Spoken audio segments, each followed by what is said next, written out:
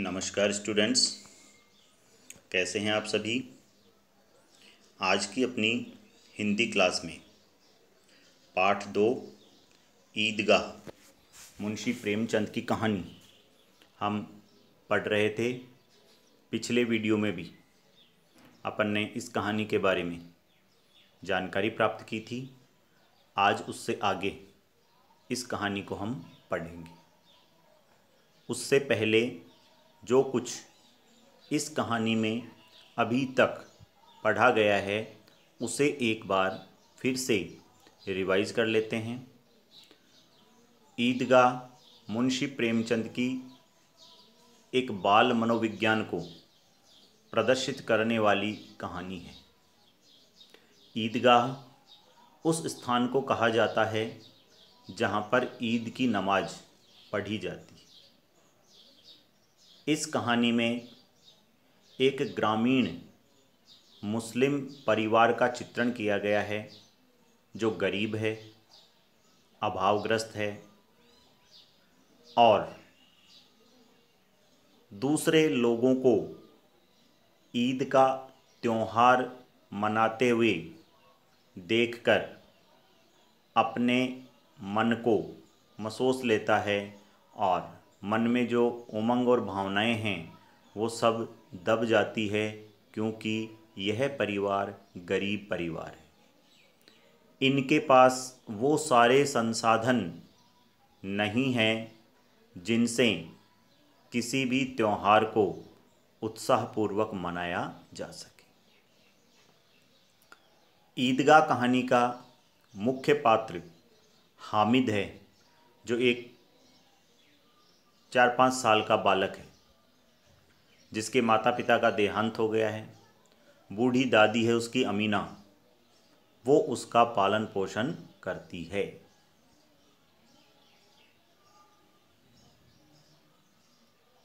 रमज़ान के 30 रोज़ों के बाद जैसे ही ईद आती है, सभी ग्रामीण बच्चे बूढ़े सब ईदगाह की तरफ जाते हैं, ईद के मेले में जाते हैं और उत्साह से भरे हुए हैं। इस कहानी में बताया गया है कि गरीबी या अभाव व्यक्ति को समय से पहले समझदार और जिम्मेदार बना देती है। हामिद जो है वो एक 4-5 साल का बच्चा है, लेकिन उसकी सोचने समझने की जो शक्ति है वो एक बड़े व्यक्ति के जैसी है और उसका कारण है उसकी गरीबी। उसकी गरीबी ने उसको समय से पहले एक जिम्मेदार और समझदार बना दिया। हामिद अपने मित्रों के साथ ईदगाह जाता है और वहाँ पर उसके सारे मित्र खिलौने खरीदते हैं, मिठाइयाँ खाते हैं, और ये बच्चा न खिलौने खरीदता है न मिठाई खाता है और अपने मन पर पूर्ण रूप से नियंत्रण रखते हुए अपनी दादी के लिए एक चिमटा खरीद कर लाता है, जो ये दर्शाता है कि साहब ये बच्चा समय से पहले समझदार और जिम्मेदार बन गया है। इस कहानी में मुंशी प्रेमचंद जी ने श्रम यानी मेहनत के महत्व को बताया है कि ग्रामीण समुदाय के जो लोग होते हैं वो बहुत मेहनती होते हैं, बहुत मेहनत करते हैं, और साथ ही जो चिमटा है वो भी श्रम के सौंदर्य के महत्व को उद्घाटित करता है। ईदगाह कहानी हमने पढ़ ली थी, जिसमें बताया गया है कि जैसे ही ईद का त्यौहार आता है गांव में हंसी खुशी का माहौल हो जाता है। प्राकृतिक अवयव जितने भी हैं मानो आज सब अपने चरम सौंदर्य पर हैं और उत्साह से भरे हुए हैं, मानो इस पूरे गांव के लोगों को यह प्रकृति ईद की बधाई दे रही है। गांव में हलचल है, सभी लोग ईदगाह जाने की तैयारी कर रहे हैं। कोई अपने कुर्ते में बटन लगवा रहा है, कोई अपने कड़े सूखे हुए जूतों में तेल लगाकर उनको नरम कर रहा है, कोई कहीं से पैसे का बंदोबस्त कर रहा है, कोई अपने बैलों को चारा पानी दे रहा है, और सब लोग जो है वो उत्साह से भरे हुए हैं। सब लोग ईदगाह जाने की तैयारी कर रहे हैं।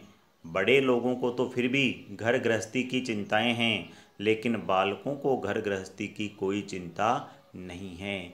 इनको तो जल्दी लगी हुई है कि ये लोग ईदगाह जाने में इतनी देरी क्यों कर रहे हैं, जल्दी से ये ईदगाह क्यों नहीं चलते हैं।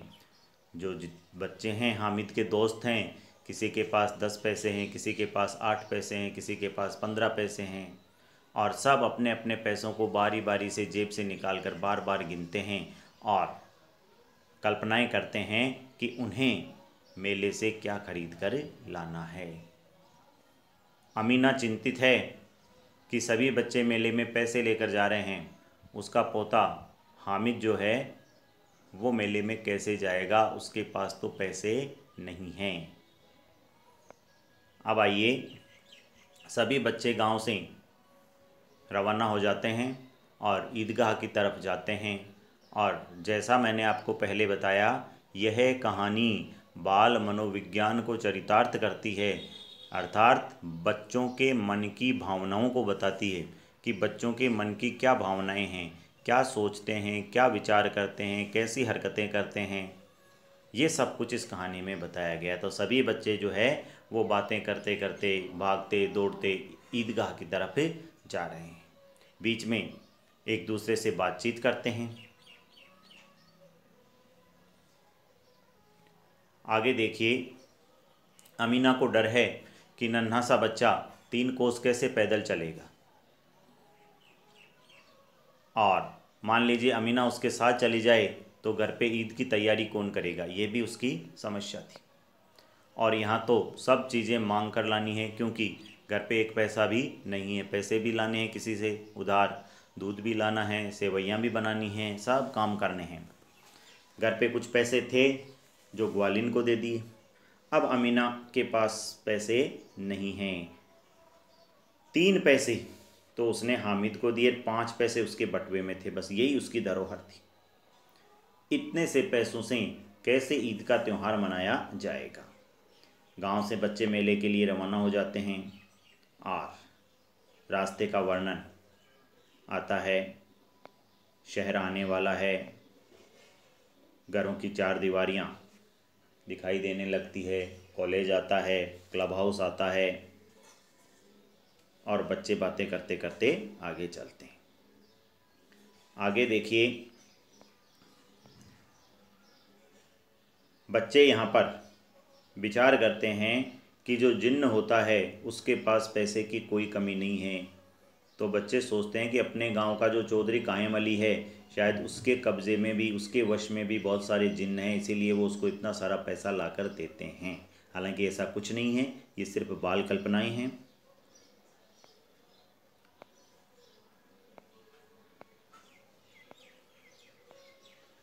आइए साहब,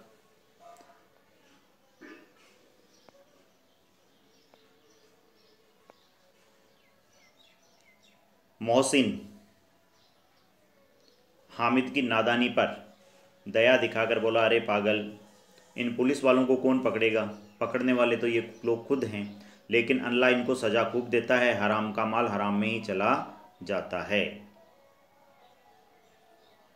उसके जो मामा हैं वो रिश्वत के पैसे लेते हैं, और रिश्वत के पैसे लेते समय तो मन बड़ा प्रसन्न रहता है, लेकिन घर में आग लग गई और जितने सारा धन था वो सब जलकर खाक हो गया।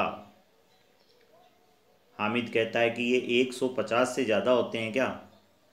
कहाँ 50, कहाँ 100, 50 एक थैली भर होता है, 100 तो 2 थैलियों में आ जाते हैं। अब बस्ती घनी होती जाती है, ईदगाह जाने वाले लोगों के समूह नज़र आने लगते हैं। एक से एक भड़कीले अट्रैक्टिव कपड़े पहने हुए हैं, कोई तांगे पर सवार होकर जा रहा है, कोई मोटर में बैठकर जा रहा है, सभी इत्र में बसे हुए हैं, सब ने सेंट लगा रखा है, सभी के दिलों में उमंग है। प्राणियों ग्रामीणों का यह छोटा सा दल अपनी विपन्नता कहते हैं गरीबी को, और इस गांव के बच्चों का, बड़ों का जो दल है वो अपनी गरीबी से बेखबर, संतोष और धैर्य से मगन होकर ईदगाह की तरफ जा रहा है। बच्चों के लिए नगर की सारी चीज़ें अनोखी थी, जिस चीज़ की ओर देखते देखते ही रह जाते, और पीछे से गाड़ी वाला हॉर्न बजाता। हामिद तो कई बार मोटर के नीचे आते आते बचा था। अचानक ईदगाह नज़र आ गया साहब। ऊपर इमली के घने वृक्षों की छाया है, नीचे पक्का फर्श है जिस पर जाजिम कारपेट बिछा हुआ है, और रोज़ेदारों की पंक्तियां एक के पीछे एक न जाने कहाँ तक चली गई है। रोज़ेदार जो है वो पंक्तिबद्ध वहाँ पर नज़र आ रहे हैं। पक्की जगत के नीचे तक जहाँ जाजिम भी नहीं है, पक्की जगत, पक्का जो फर्श है उसके नीचे तक जहाँ जाजिम भी नहीं है, नए आने वाले आकर पीछे की लाइन में खड़े हो जाते हैं, आगे जगह नहीं है। यहाँ कोई धन और पद नहीं देखता है। जो जल्दी आ गया वो लाइन में आगे खड़ा हो गया, जो लेट आता है वो पीछे खड़ा हो जाता है। धन और पद यहाँ नहीं देखा जाता है, चाहे कितना ही धनवान हो और कितना ही बड़ा पोस्टेड हो, यदि वो लेट आया है तो उसको पीछे खड़ा होना पड़ेगा। इस्लाम की नज़र में सब बराबर है, इस्लाम धर्म में सभी बराबर हैं। इन ग्रामीणों ने भी वज़ू किया। वज़ू करते हैं, नमाज पढ़ने से पहले हाथ मुंह धोते हैं, उसे कहा जाता है वज़ू करना। इन ग्रामीणों ने भी वज़ू किया और पिछली पंक्ति में खड़े हो गए। कितना सुंदर संचालन है साहब। देखिए, उस पूरे दृश्य को देखते हैं तो बहुत ही सुंदर दिखाई देता है। कितनी सुंदर व्यवस्थाएं हैं। लाखों सिर एक साथ सिजदे में झुकते हैं, लाखों सिर अल्लाह के सामने एक साथ झुकते हैं और फिर सब एक के साथ खड़े हो जाते हैं, एक साथ झुकते हैं, एक साथ घुटनों के बल बैठ जाते हैं।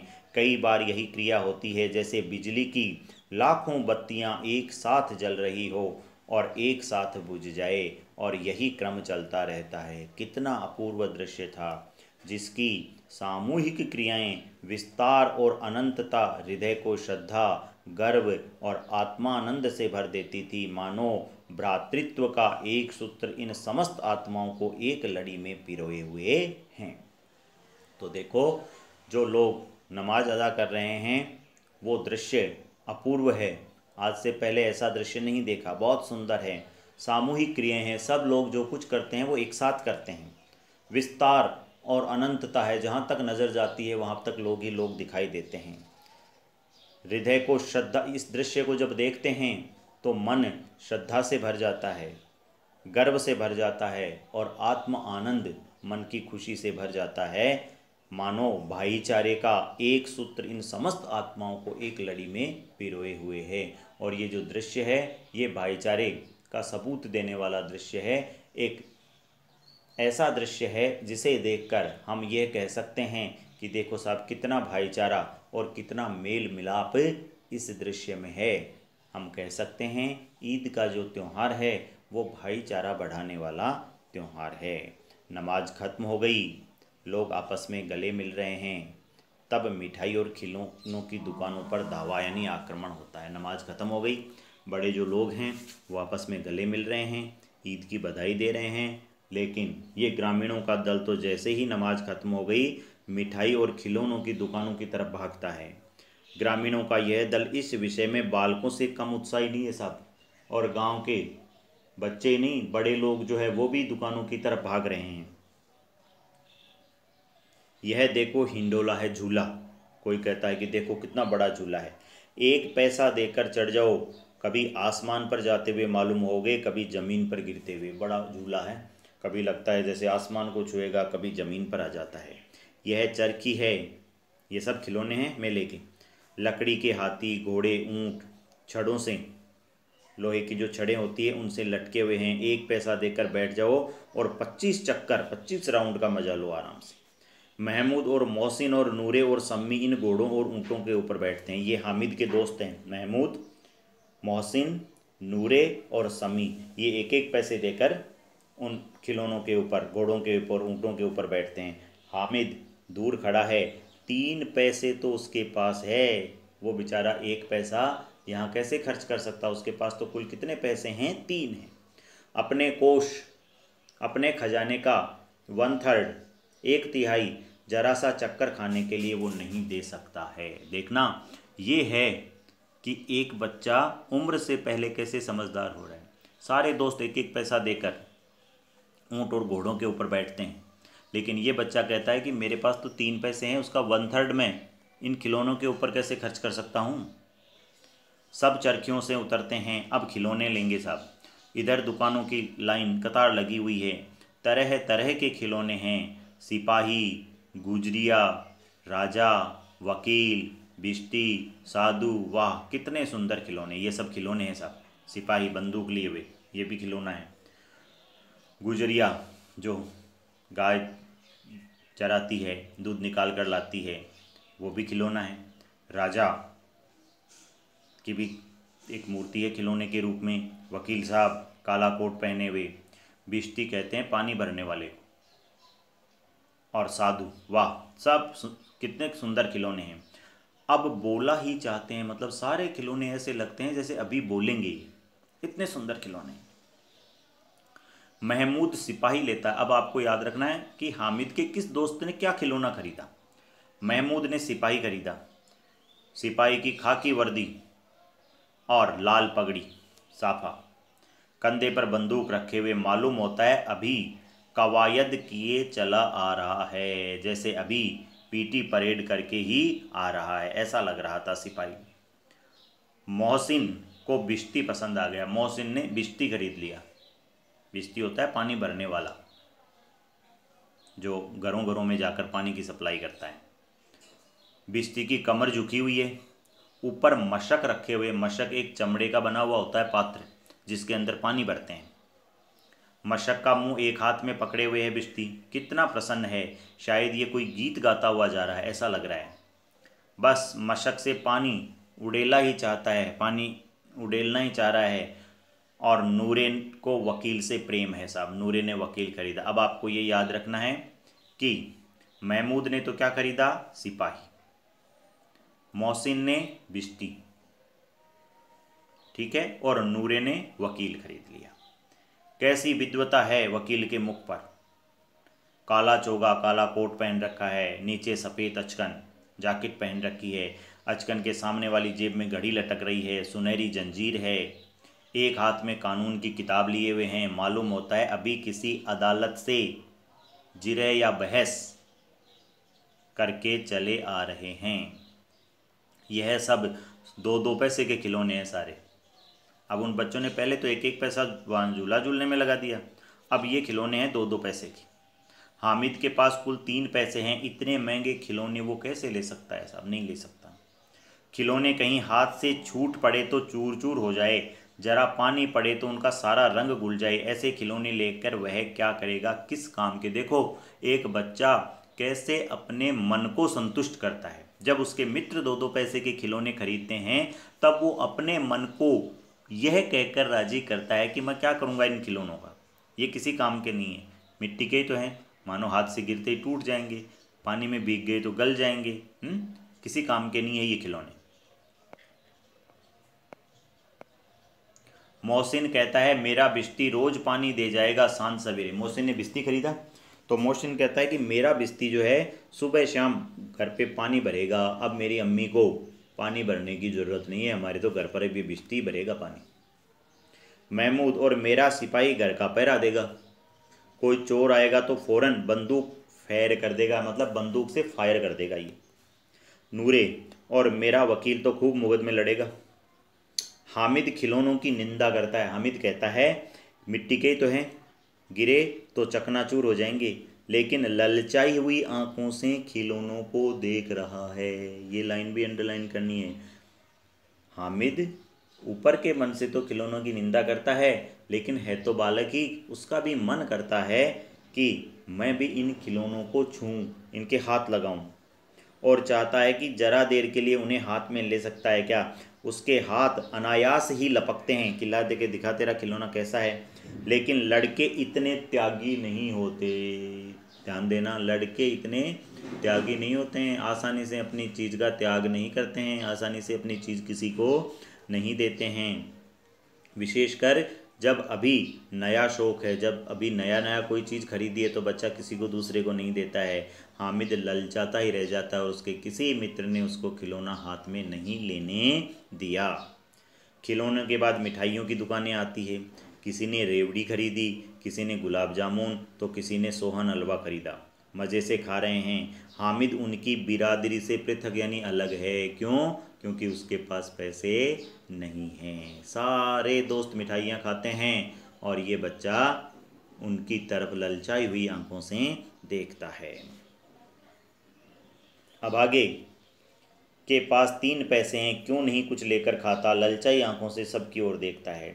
मोहसिन कहता है, हामिद रेवड़ी ले जा, कितनी खुशबूदार है। और मोहसिन चिढ़ाता है हामिद को कि ले रेवड़ी खा ले, टॉफ़ी होती है रेवड़ी जिसके तिल चिपके हुए होते हैं चारों तरफ, कि हामिद ले रेवड़ी खा ले, देख बहुत खुशबूदार है। हामिद को संदेह हुआ कि ये केवल क्रूर विनोद है। हामिद समझ गया कि ये मुझे रेवड़ी खिलाएंगे नहीं, मेरे से मजाक कर रहे हैं। जैसे ही मैं रेवड़ी लेने के लिए कहूँगा ये अपने हाथ को पीछे हटा लेंगे। मोहसिन इतना उदार नहीं है कि मुझे रेवड़ी दे दे, लेकिन यह जानकर भी वह उसके पास जाता है। मोहसिन दोनों से एक रेवड़ी, डोने से, डोना होता है पत्तल धोने वाला दोना, डोने से एक रेवड़ी निकालकर हामिद की ओर बढ़ाता है। हामिद हाथ फैलाता है, मोहसिन रेवड़ी अपने मुंह में रख लेता है। महमूद, नूरे और सम्मी तालियां बजा बजा कर हंसते हैं। हामिद खिसिया जाता है। हामिद शर्मिंदा होता अपने आप में कि मुझे नहीं आना चाहिए था इनके पास में रेवड़ी लेने के लिए। देखना, अब यहाँ से बाल मनोविज्ञान और एक लाइन अपन ने पढ़ी थी कि गरीबी उम्र से पहले व्यक्ति को समझदार बना देती है। न तो ये झूलों पर झूला है, न इसने मिठाइयाँ खाई है। मोहसिन, अच्छा अब की बार देंगे। हामिद, अल्लाह कसम ले आजा, अब देंगे तेरे को रेवड़ी। हामिद, रखो, रखे रहो, क्या मेरे पास पैसे नहीं है क्या, मैं भी ले लूँगा। समी कहता है, 3 ही तो पैसे हैं, 3 पैसे का क्या क्या लेगा तुम। महमूद, हमसे गुलाब जामुन ले जा। हामिद, मोहसिन तो बदमाश है, आजा मैं गुलाब जामुन खिलाऊंगा। हामिद, मिठाई कौन बड़ी चीज़ है, किताब में इसकी कितनी बुराइयां लिखी है। तो हामिद कहता है कि अरे मिठाई बेकार होती है, किताबों में लिखा है कि मिठाई खाने से दांत खराब हो जाते हैं। मोहसिन, लेकिन दिल में कह रहे होंगे कि मिले तो खा लें, अपने पैसे क्यों नहीं निकालता। महमूद, हम समझते हैं इसकी चालाकी, जब हमारे सारे पैसे खर्च हो जाएंगे तो हमें ललचा ललचा कर खाएगा। देखो ये सभी दोस्त उसको ललचा रहे हैं ना। अब वो महमूद क्या सोचता है कि यार ये बड़ा बदमाश है, ये ऐसे कर रहा है कि जब अपने पैसे ख़त्म हो जाएंगे ना तब इन 3 पैसों की मिठाइयाँ लेकर खाएगा ये।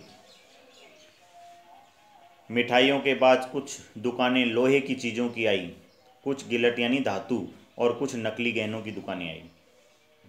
लड़कों के लिए यहाँ कोई अट्रैक्शन नहीं था, सब लड़के क्या करें, सब लड़के आगे बढ़ गए। हामिद एक लोहे की दुकान पर रुक जाता है, कुछ चिमटे रखे हुए थे। उसे ख्याल आया कि दादी के पास चिमटा नहीं है, तवे से रोटियां उतारती है तो हाथ जल जाता है। अगर वह चिमटा ले जाकर दादी को दे दे तो दादी कितनी प्रसन्न होगी। सभी बच्चे आगे बढ़ जाते हैं, लेकिन हामिद एक लोहे की दुकान पर रुकता है और सोचता है कि उसकी दादी के पास चिमटा नहीं है। जब वो रोटियां उतारती है तवे से तो उसके हाथ जल जाते हैं। मैं यदि उसे ले जाकर चिमटा दे दूंगा तो वो बहुत प्रसन्न होगी, फिर उसकी उंगलियां कभी नहीं जलेगी, घर में एक काम की चीज़ भी आ जाएगी। खिलौने से क्या फ़ायदा, व्यर्थ में पैसे खराब होते हैं। जरा देर की खुशी है, फिर तो खिलौनों को कोई आंख उठाकर नहीं देखता, या तो घर पहुंचते पहुंचते टूट फूट कर बराबर हो जाएंगे, या छोटे बच्चे जो मेले में नहीं आए हैं जिद करके ले लेंगे और तोड़ डालेंगे। चिमटा कितने काम की चीज़ है, रोटियां तवे से उतार लो। अब देखो एक आगे प्रश्न आएगा, हामिद ने अपने चिमटे की क्या क्या उपयोगिता बताई है। भाई चिमटा क्या क्या काम आ सकता है, यहाँ से आपको अंडरलाइन करना है कि चिमटा बहुत काम की चीज़ है। तवे से रोटियां उतार लो, चूल्हे में सेक लो, कोई आग मांगने आए तो चटपट चूल्हे से आग निकाल कर उसे दे दो। देखिए स्टूडेंट्स, आजकल तो हम सभी के घरों में गैस के चूल्हे हैं, लेकिन जब ये कहानी लिखी गई थी आज से लगभग 100 साल पहले, उस समय ऐसी कुछ व्यवस्थाएं नहीं थी। सबके घरों में चूल्हे होते थे और चूल्हे पर काम करने के बाद में जो राख है उसके अंदर आग को ओट कर रख देते थे।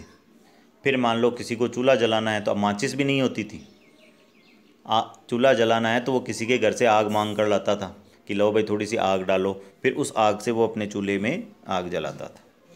तो कोई आग मांगने आए तो चटपट चूल्हे से आग निकाल कर उसे दे दें। अम्मा बेचारी को कहाँ फुर्सत है कि बाजार आए और इतने पैसे ही कहाँ हैं उसके पास, रोज़ हाथ जला लेती हैं। हामिद के साथ ही आगे बढ़ गए।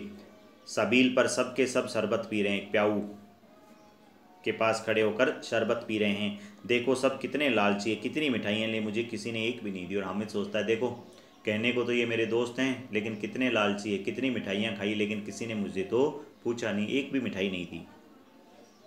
उस पर कहते हैं कि मेरे साथ खेलो, मेरा ये काम करो। अब अगर किसी ने कोई काम करने को कहा तो मैं पूछूंगा, खाए मिठाइयाँ, अपने आप ही मुंह सड़ेगा, फोड़े फुंसियाँ निकलेगी, आप ही जबान चटोरी हो जाएगी।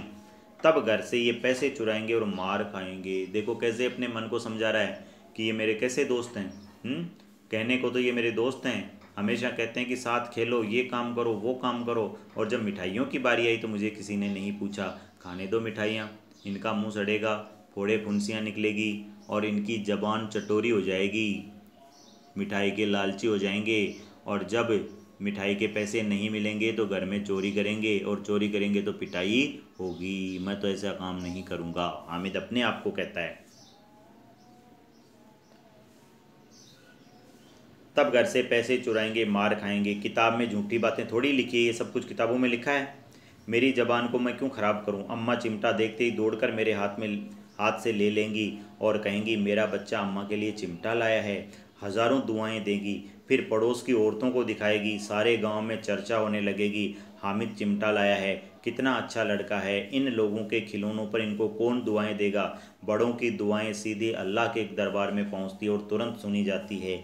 मेरे पास पैसे नहीं हैं, तभी तो मोहसिन और महमूद मुझे यूं नखरे दिखाते हैं, मैं भी उन्हें नखरे दिखाऊंगा।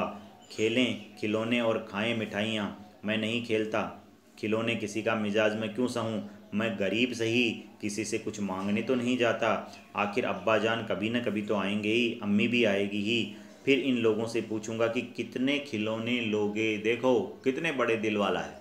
वो सोचता है कि आज इनके पास है तो ये मुझे नहीं दे रहे हैं, लेकिन जब मेरे अम्मी और अब्बू आएंगे, जैसा उसकी दादी ने कह रखा है, हालांकि वो आएंगे नहीं, वो तो मर गए, लेकिन उसकी दादी ने उसे कह रखा है कि वो आएंगे, तो वो कहता है कि जब मेरे अम्मी और अब्बू आएंगे वो खूब मिठाइयाँ लाएंगे, ठीक है, तब मैं इनको दूंगा कि देखो मिठाई ऐसे दी जाती है।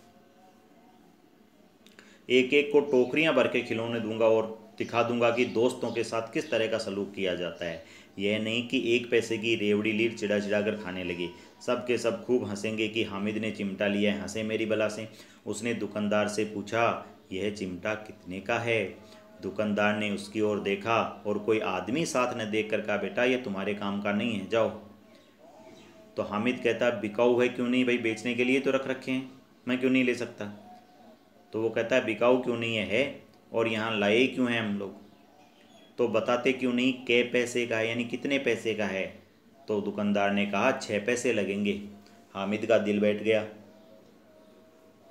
ठीक ठीक बताओ। ठीक ठीक 5 पैसे लगेंगे, लेना हो तो लो, नहीं तो चलते बनो। हामिद ने कलेजा मजबूत करके कहा कि 3 पैसे में दे रहे हो क्या। यह कहता हुआ आगे बढ़ गया कि दुकानदार उसे डांटे नहीं, लेकिन दुकानदार ने डांटा नहीं, बुलाकर उसको चिमटा दे दिया। हामिद ने उसे इस तरह कंधे पर रखा मानो बंदूक, और शान से करता हुआ अपने साथियों के पास आया। जरा सुने सब के सब क्या आलोचनाएं करते हैं।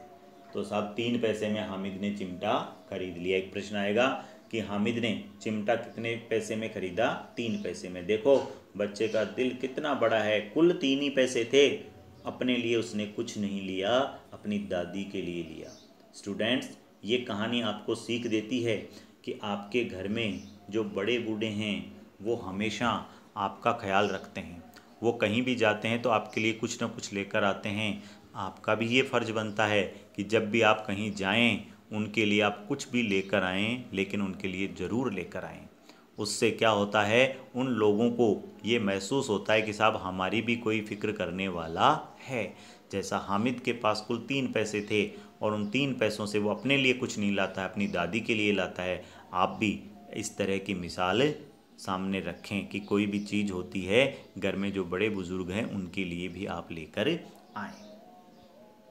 तो चिमटे को बंदूक की तरह कंधे पर रख कर रगड़ता हुआ अपने दोस्तों के पास आता है, और देखो साहब उसके दोस्त क्या क्या आलोचनाएं करता है। मोहसिन ने हंसकर कहा, अरे ये चिमटा क्यों लाया पागल, क्या करेगा इसका।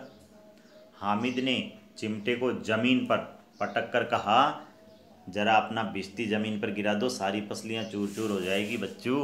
देख मैं तो चिमटा लाया हूँ ना, ये देख ऊपर से गिराता है, देख ये देख मेरा चिमटे का तो कुछ नहीं बिगड़ा। अब तू अपने बिस्ती को पटक के दिखा, ऐसे देख उसकी सारी पसलियाँ टूट जाएगी।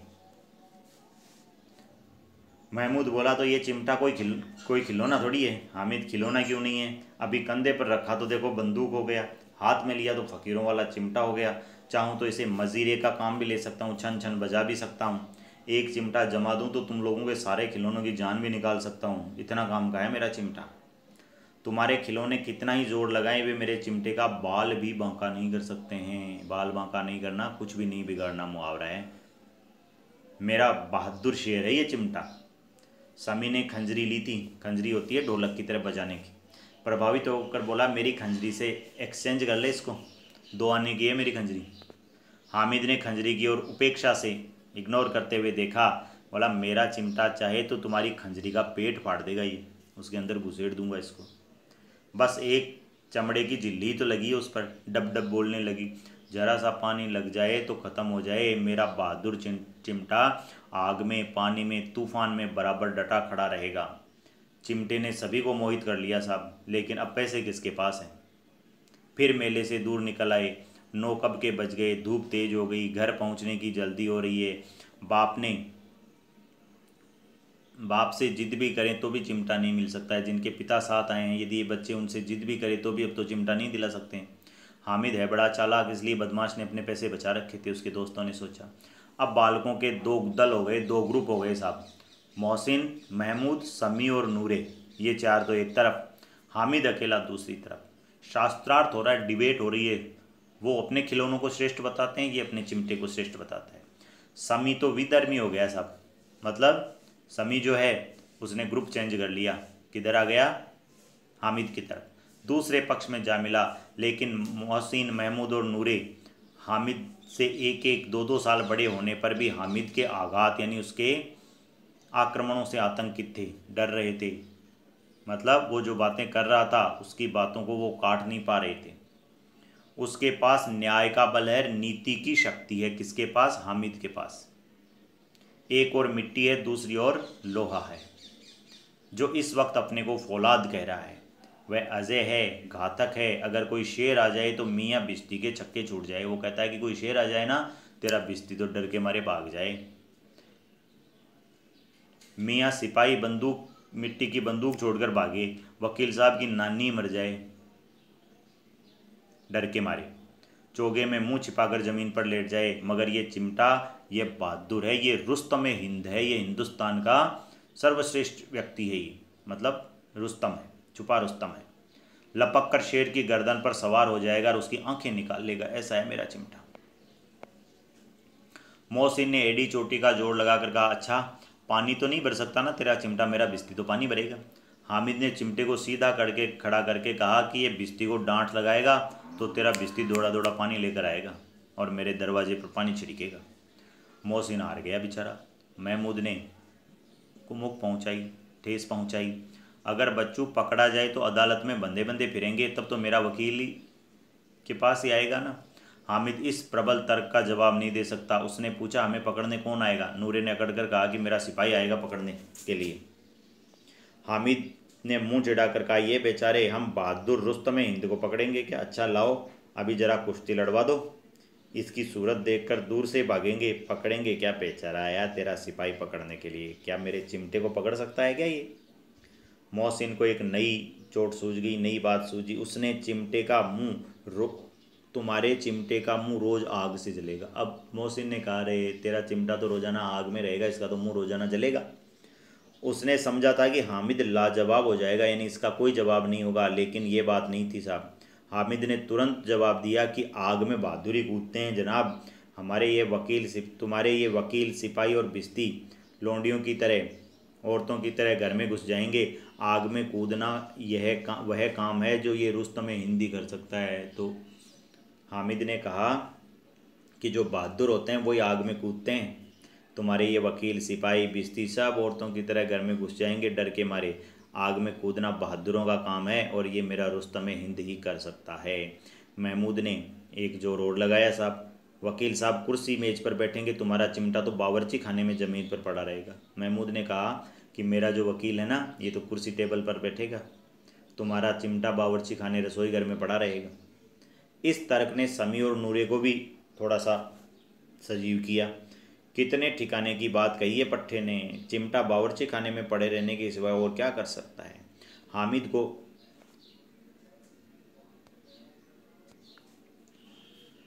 को कोई फड़कता हुआ जवाब न सूझा तो उसने धांधली शुरू कर दी। बच्चे क्या करते हैं, जब तक चल रहा है तब तक चल रहा है, नहीं चला तो धांधली शुरू कर दी उसने। मेरा चिमटा बावर्ची खाने में नहीं, वकील साहब कुर्सी पर बैठेंगे तो जाकर उन्हें जमीन पर पटक देगा और उनका कानून उनके पेट में डाल देगा। बात बनी नहीं साहब, खासी गाली गलौज भी हुई। कानून को पेट में डालने वाली बात छा गई। अब तो ऐसी छा गई कि तीनों सूरमा मुंह ताकते रह गए, मानो कोई देलचा कनकोवा किसी गंडे वाले कनकोवे को काट गया हो। देला पहले पुरानी मुद्रा होती थी, देलचा कनकोवा, कनका कहते हैं पतंग को, यानी एक देले की जो पतंग है वो गंडे वाले पतंग को काट गया। मानो जैसे 50 पैसे की पतंग ने 5 रुपए वाली पतंग को काट दिया, ऐसी बात कहती। कानून मुंह से बाहर निकालने वाली चीज़ है, उसको पेट के अंदर डाल दिया गया। बेतुकी बात होने पर भी कुछ नयापन था इसमें।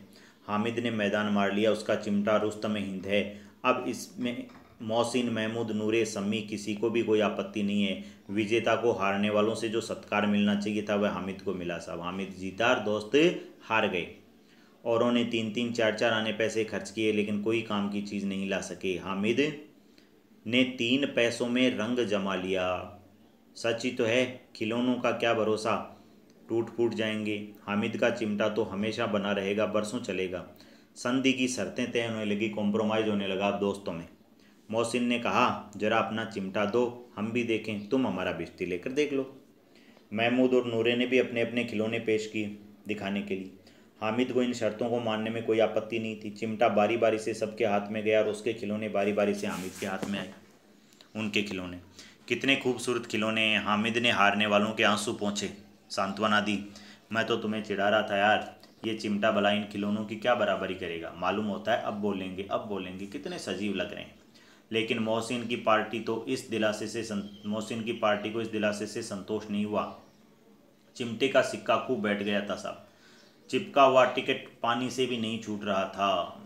और अब तो बात चिमटे की ऐसी बैठ गई कि मन से निकल ही नहीं रही। मोहसिन, लेकिन इन खिलौनों के लिए कोई दुआ तो नहीं देगा ना हमें। महमूद, दुआ के लिए फिरते हो, उल्टे मार और पड़ेगी। अम्मा ज़रूर कहेंगे कि मेले में यही मिट्टी के खिलौने मिले थे क्या। हामिद को स्वीकार करना पड़ा कि खिलौनों को देखकर किसी की माँ इतनी खुश नहीं होगी जितनी दादी चिमटे को देखकर होगी। 3 पैसों ही में तो उसे सब कुछ करना था और उन पैसों के इस उपयोग पर पछतावे की बिल्कुल ज़रूरत नहीं थी। फिर अब तो चिमटा रुस्तम हिंद है और सभी खिलौनों का बादशाह है। रास्ते में महमूद को भूख लगी। उसके पिता ने केले खाने के लिए दिए थे।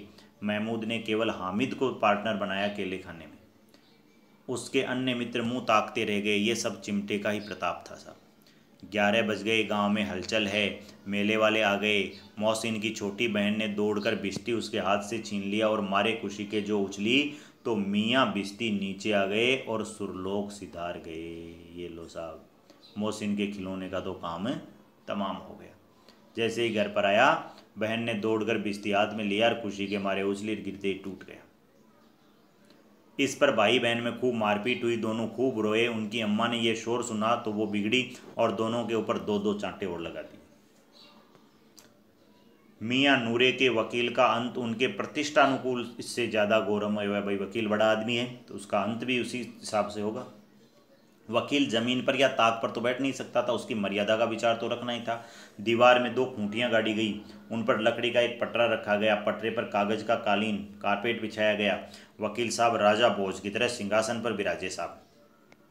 नूरे ने पंखा जलना शुरू किया। हवा वकील साहब की अदालतों में खस की टट्टियों और बिजली के पंखे होते हैं जिनसे हवा करते हैं। यहाँ क्या मामूली पंखा भी नहीं हो। कानून की गर्मी नहीं तो दिमाग में चढ़ जाएगी वकील साहब के।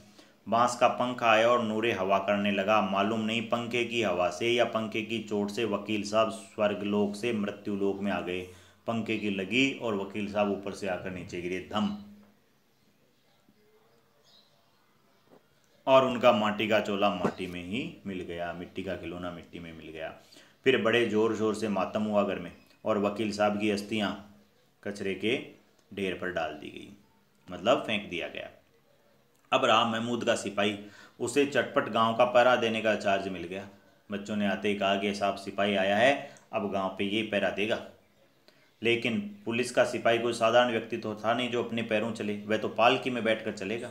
एक टोकरी लाए, उसमें कुछ लाल रंग के फटे पुराने कपड़े बिछाए गए चित्रे, जिनमें सिपाही साहब आराम से लेटे। नूरे ने यह टोकरी उठाई और अपने द्वार पर चक्कर लगाने लगे। उसके दोनों छोटे भाई सिपाही की तरफ से छोड़ने वाले जागते रहो पुकारते रहे, मगर रात तो अंधेरी होनी चाहिए।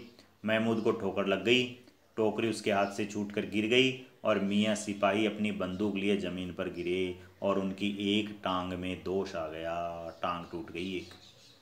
महमूद को आज पता चला कि वो एक अच्छा डॉक्टर भी है, उसने टांग जोड़ दी साहब।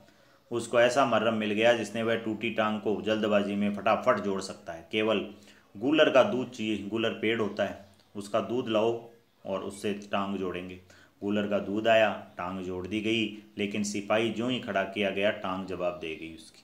शल्य क्रिया ऑपरेशन सक्सेस नहीं हुआ, तब उसकी दूसरी टांग भी तोड़ दी। अब कम से कम एक जगह आराम से बैठ तो सकता है सिपाही, एक टांग से तो न चल सकता था न बैठ सकता था। अब वह सिपाही तो सन्यासी हो गया साहब, एक जगह से दूसरी जगह जा ही नहीं सकता, एक ही जगह बैठ गया। अपनी जगह पर बैठा बैठा पहरा दे रहा था। कभी कभी देवता भी बन जाता, उसके सिर का झालरदार सापा खुरस दिया गया। अब उसका जितना रूपांतर चेंजेज करो कर सकते हो। कभी कभी तो उसको बाट के काम में लिया जाने लगा, तोलने के लिए तराजू में।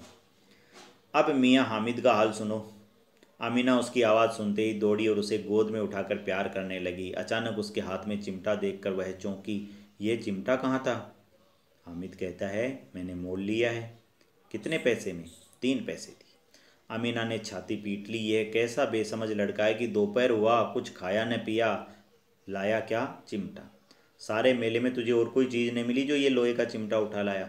हामिद ने अपराधी भाव से कहा, तुम्हारी उंगलियां तवे से जल जाती थी इसलिए मैंने ले लिया।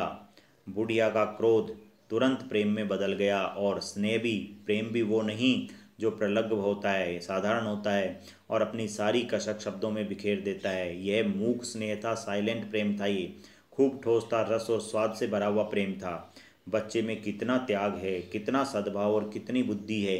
दूसरों को खिलौने लेते और खाते देखकर इसका मन कितना ललचाया होगा। इतना जब्त, कंट्रोल, संयम इससे कैसे हुआ? वहाँ भी तो उसे अपनी बुढ़िया दादी की याद बनी रही। अमीना का मन प्रसन्न हो गया। और अब एक विचित्र घटना हुई साहब, हामिद के इस चिमटे से भी विचित्र। बच्चे हामिद ने बूढ़े हामिद का पार्ट खेला। ध्यान देना, बच्चे हामिद ने बूढ़े हामिद का पार्ट खेला। बुढ़िया अमीना बालिका अमीना बन गई। यानी बच्चे ने जो काम किया है वो तो एक बड़े व्यक्ति जैसा काम किया है, और बुढ़िया दादी जो कर रही है वो बच्ची जैसा काम कर रही है। जैसे बच्चियां रोती है, बच्चे रोते हैं, वैसे अमीना रोने लग गई। वह रोने लगी, दामन फैलाकर हामिद को दुआएं देती जाती थी और आंसू की बड़ी बड़ी बूंदें गिराती जाती थी। हामिद इसका रहस्य नहीं समझ रहा था। तो स्टूडेंट्स, ये अपनी कहानी थी ईदगाह, जिसमें एक बच्चे के त्याग के बारे में बताया गया है, बाल मनोविज्ञान के बारे में बताया गया है, और गरीब परिवार का चित्रण किया गया है, और ईद के मेले का वर्णन किया गया है। अगले वीडियो में हम इसके प्रश्नोत्तर देखेंगे। धन्यवाद।